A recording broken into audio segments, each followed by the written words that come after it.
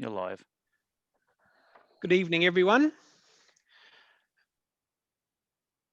Welcome to the City Infrastructure Services meeting.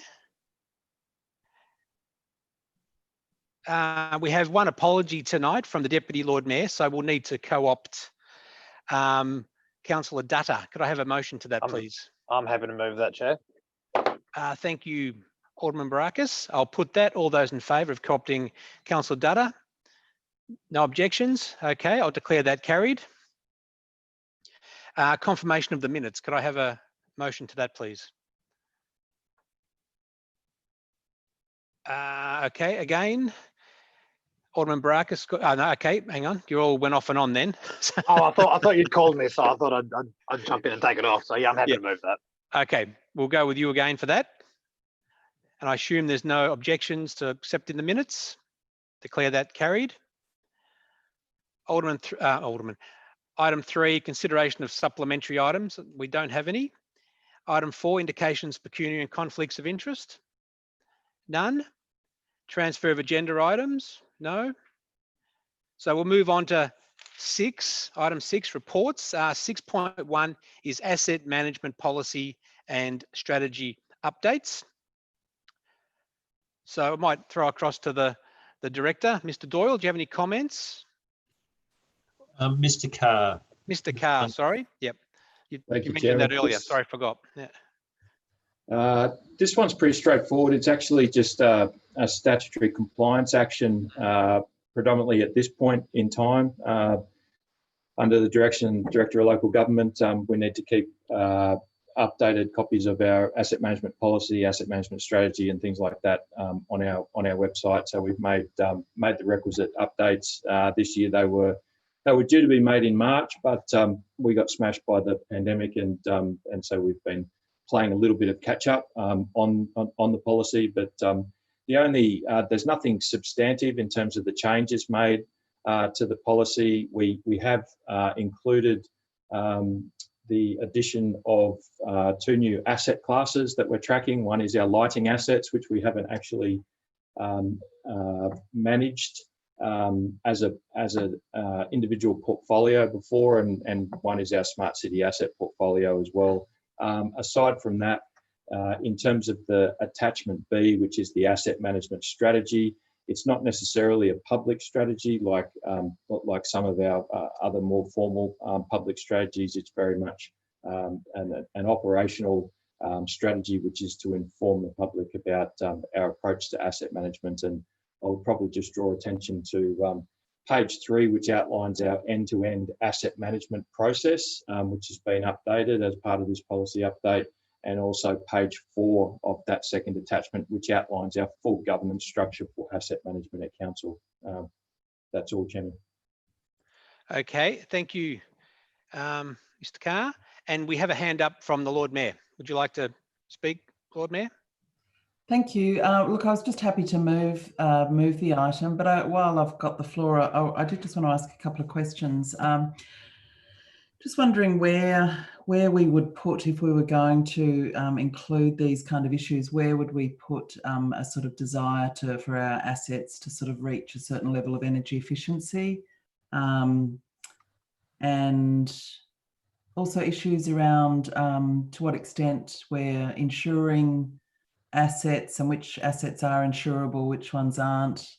Where's that kind of level of detail? And my third one was just whether our assets have been sort of checked for their ability to resist an ember attack, and those kind of, whether we've tackled some of those sort of issues for our assets as well. And if it's not in this document, where would that sort of those things be found? Sure. Through you, Chair. Thanks for the question, Lord Mayor. Those issues, certainly in terms of resilience, sustainability, things like ember attacks, which I guess would fall into that category, would typically be contained in the individual asset management plans. So we have 11 or 12 asset portfolios. So the big ones being roads, stormwater, buildings, parks.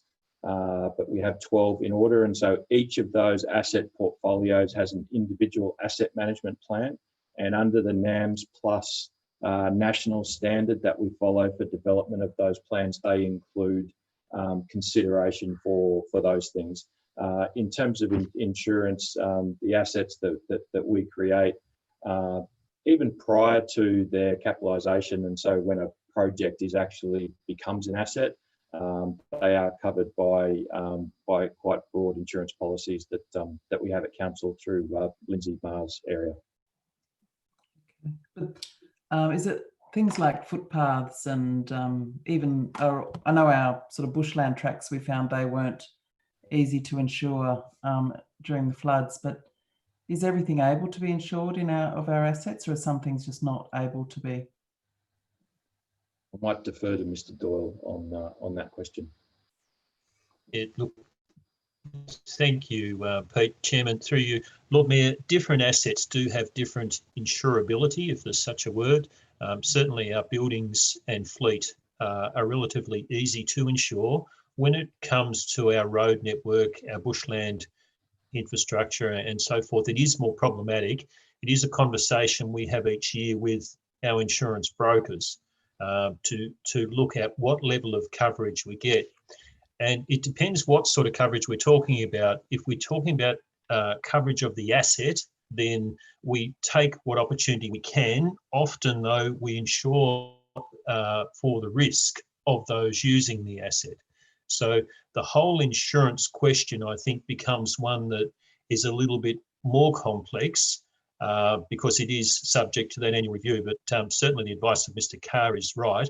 From an asset point of view, as our assets are created and capitalised, we make sure that wherever we can, we get optimum cover. But like all businesses, we look at the cost of the premium, we look at the cost of our excess, and we make a call in terms of the level of cover that we provide. Thank you. I see that Alderman Baracus has his hand up.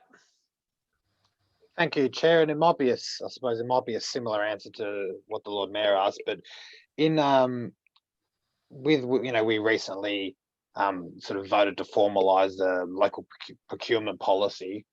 Does that fit in anywhere there, or should that fit anywhere there, or is that separate? Does that run separately to this altogether?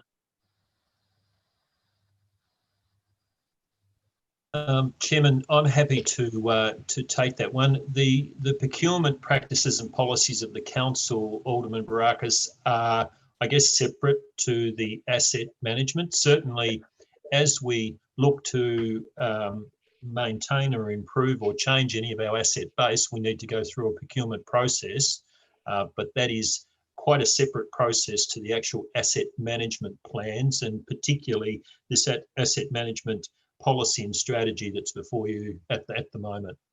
And just as a follow-up to that, with in the act of maintaining and managing our assets and procurement, we might need services from outside of council. Is there any, I suppose, would there be any benefit, or is there any need, or is it already in there that if these services are available locally, that we try and procure them locally, or does that once again fall outside the scope of this?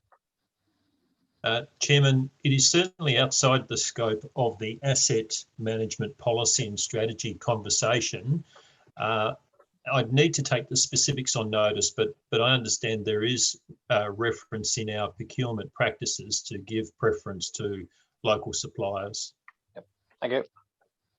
Okay, well, if there's no more hands up, the motion has been, or the recommendation's been moved by the Lord Mayor. So I will go around and see if everybody is in favour or against. Lord Mayor, how do you vote? Yes, in favour. Alderman Baracus? Or Councillor Ewan? For. Councillor Dutta? For. And I'm for as well, so that's unanimous. So moving on to item 6.2, appointment Deputy Municipal Emergency Management Coordinator. We had the other emergency management coordinator leave, so we need to replace that person, as I understand. So this is just a formality, I think.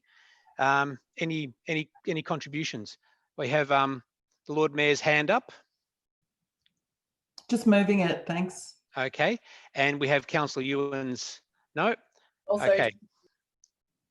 Okay, yep. So any comments or any comments from the director as well? So this is fairly straightforward. No, there being no comments, so we'll just keep going. Okay. All right, I will go around the room just to make sure we're all clear. Lord Mayor, how do you vote? Okay, 4. 4. Alderman Baracus, Or Councillor Ewan, 4. Councillor Dutta, 4. and I vote 4 as well. So that's unanimous again.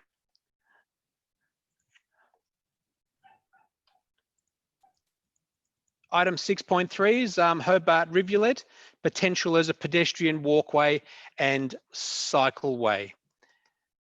Would someone like to move the recommendation or begin the discussion?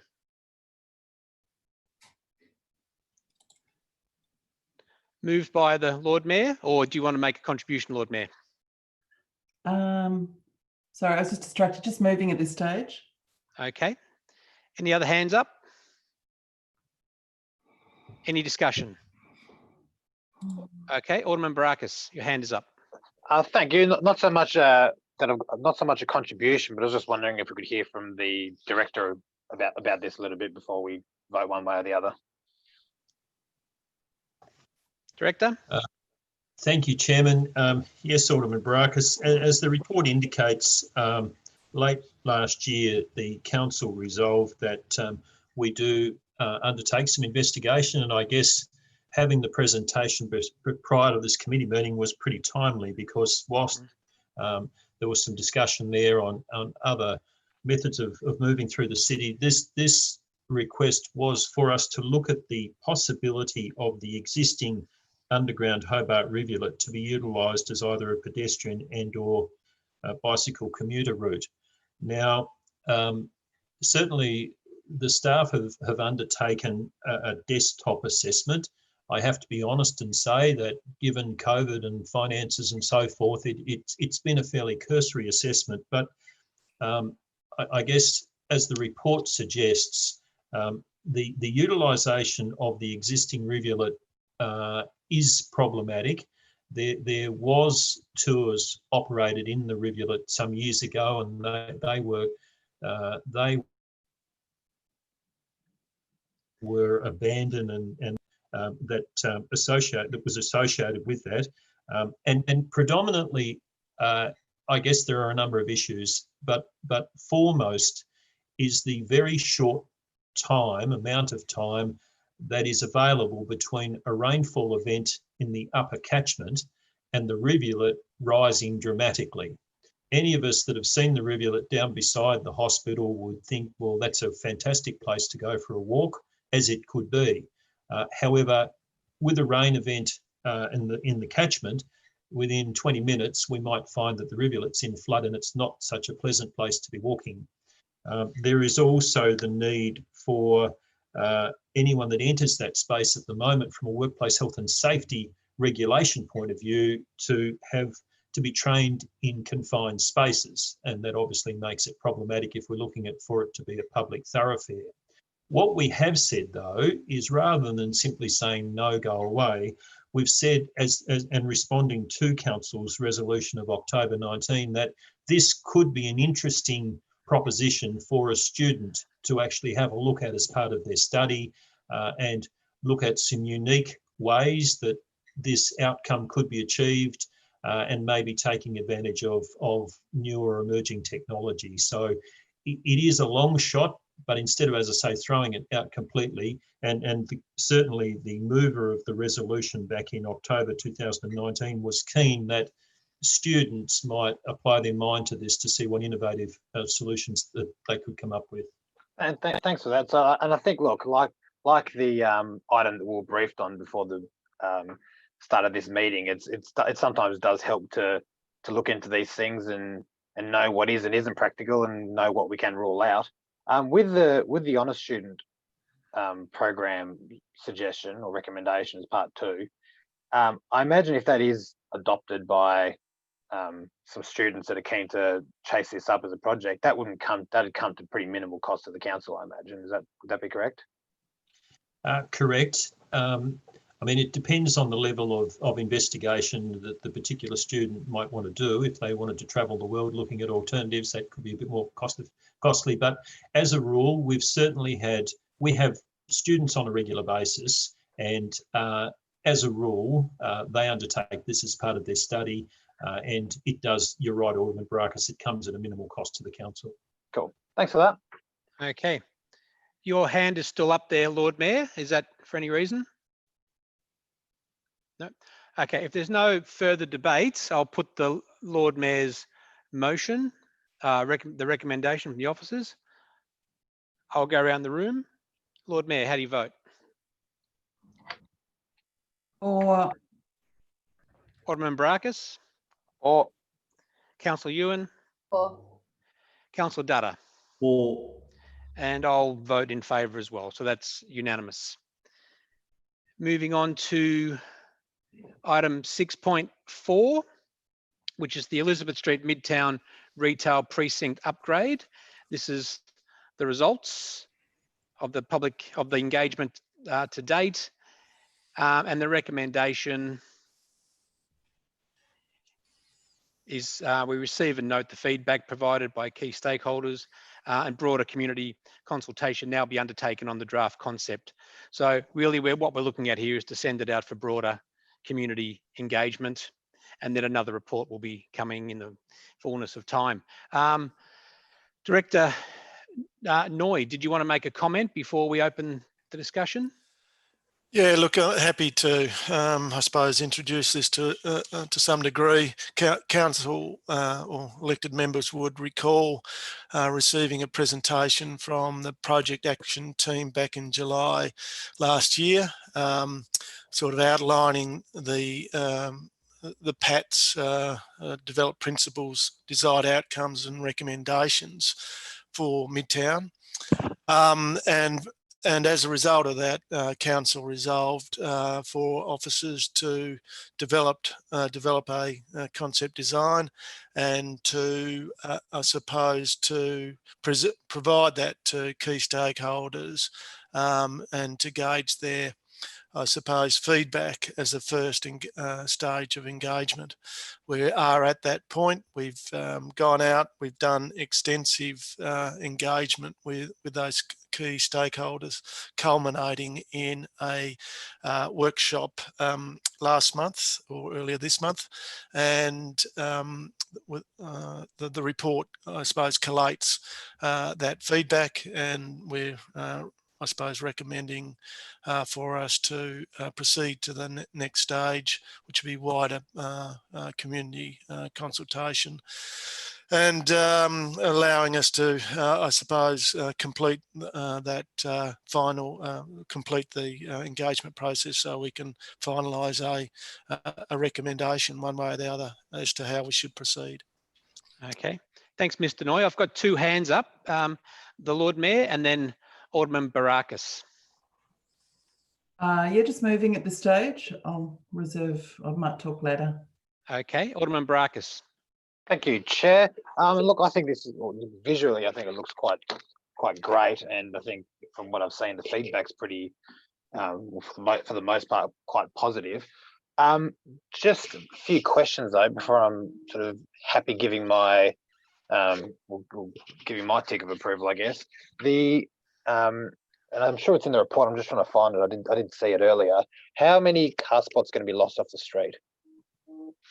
Yeah, look, I think my notes are saying under section 12.4.1, but I do have the total. So it's in the order of 23 spaces over three blocks. Right, but that, yeah. Sorry, you go. Oh, but that, and we did discuss this earlier today. That's off the street. Yeah. But then we've got that underutilized, I suppose. What's the name of the car park? The Melville Street Yeah. one within the university accommodation. Yeah. How many spots are there? 100 public spots within that facility, and that's pre-COVID that was sort of running at a 50% occupancy rate. Okay. So yeah. So is there any, and this might be getting into nuts and bolts at a preliminary stage, I guess, is there any in the design work signage, I think, to direct people to that? Because I imagine we might see a situation where people will complain about the loss of parking and can, go on, either on media or social media and crack the shits. But at the even though there's actually maybe potentially more than enough parking in that area, it's just a matter of showing people where they are so they're not running around looking for them. Yeah. Is that part of the Yeah, look, we're acutely aware of that, and I think Mr. Carr is been pressing his team to get the necessary signage in place as soon as possible. So I understand that signage is imminent, and hopefully will direct people to that that car parking facility. Yeah. Excellent. That's possibly something that might benefit in other areas on Elizabeth Street as well, but that's a different conversation. And the other one, just for the other question I have, just for the moment, is obviously parking is one aspect of it, and also I think it's inescapable that Elizabeth Street, especially at that point of it's a pretty major sort of arterial corridor for people getting in and out of the area and the CBD. This isn't I'm hoping it doesn't seem to. I know it's got a bicycle lane in there, but it doesn't seem to come at the cost of any sort of road users other than a few parking spots. So this won't do anything to inhibit or impact on the traffic flow. Especially not as much as perhaps Liverpool Street did when it was made single lane. I would hope. Yeah, look, there's no changes to traffic movement arrangements as a result of this proposal, and in fact, you might argue that providing a bicycle lane, I suppose, removes slow moving bicycles from the uphill traffic lane, and a slight reduction in car parking also reduces some of the friction points for traffic movement. So you might argue that traffic movement will be enhanced as a result of this proposal. Mm-hmm. Thank you. Yeah, no, I could agree with that, Mr. Noy. There's no other hands up. Well, your hand's still up, Lord Mayor. Did you want to make a comment now? Yeah, I wouldn't mind just asking a quick follow-up question on the Melville Street car park. Just whether we've got any insight into, can you just remind me of what the additional non-public car parking spots are for? Are they for UTAS staff, or are they leased by sort of workplaces around there? What's the usage of the rest of the spaces? Yeah, look, I don't have that information, Lord Mayor. So I'm sorry, I'd have to take that one on notice. Yeah. Sure, no worries. Councillor Coates, your hand is up. Yep. Yeah, I just thinking about that, and obviously the underutilisation of that car park. But I was just curious, when they submitted, and you may not know this, you might have taken on notice, but the DA obviously across the road still being built. But I mean, it's underutilised now, but if you've got hundreds of people living in the accommodation just across the road, was part of their traffic management plans when they submitted that, talking about the fact there was actually a car park next door? Because I mean, I can foresee that I guess a little bit up in the air about uni now, but quite a lot of the areas in that, quite a lot of the developments happening in that area aren't yet completed. So while it might be underutilised now, it may well have already been, if you like, planned to be used. Yeah, look, thank you, Councillor Coates. Look, these are public short-term parking spots that wouldn't necessarily be